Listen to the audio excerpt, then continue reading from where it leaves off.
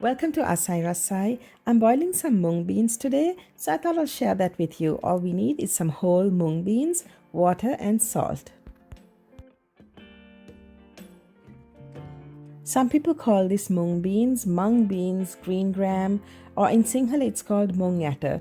For this recipe, we actually need the whole mung bean and not the split one, which is called the mung dal. So this is whole mung bean, and we are not talking about mung dal. Now this needs to be washed a little bit, so the easiest way to do it is to use a colander or a fine mesh strainer and hold it under running tap water, and then transfer them into a pot or bowl. Put double the amount of tap water, just regular tap water, soak for at least 4 to 6 hours or overnight in the fridge, and then they'll be ready to boil. These have been soaking for about 6 or 7 hours and they're ready to boil. They're soft and plump. It'll boil much faster than if they were not soaked. And if you compare them, you can see how large the soaked beans are versus the dry beans. Now we can strain and discard the water, but give the beans a quick light rinse again, just for a few seconds while it's in the colander or the strainer. I'm using a strainer. Then transfer the beans into a pot.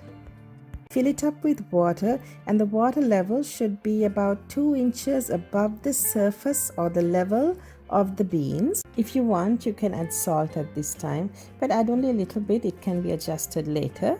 I generally use about 2 cups of water for 1 cup of soaked mung. So if you want, you could use less. I reuse the water for other things like curries and soups and things. I'll explain that a little later.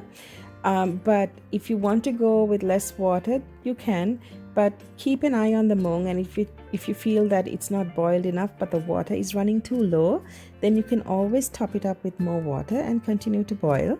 Cover the pot and boil for 20 minutes in total. Now this is 10 minutes into boiling. You can see they have expanded a little, but they haven't like burst open and they don't look fluffy or soft. So that tells me that it needs to boil some more. So cover it and keep going. You can keep boiling this on medium or medium-high heat. And finally, it's been 20 minutes of total cook time. Let's see how we're doing.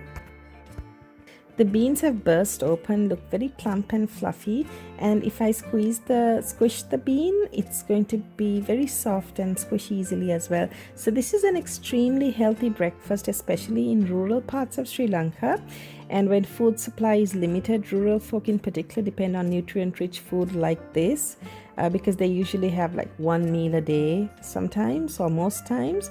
So they would eat something that really takes them through the rest of the day. Save the water because it's packed with nutrients, and you can use it as a broth by itself. You could just drink it like a soup, or throw it into curries and soups and stews and whatever else that you want. Now this is ready to serve. If there's not enough salt, you could sprinkle a little salt now and serve the coconut on the side, or mix the coconut into this and serve it with a little lunumiris. That's how it's done traditionally.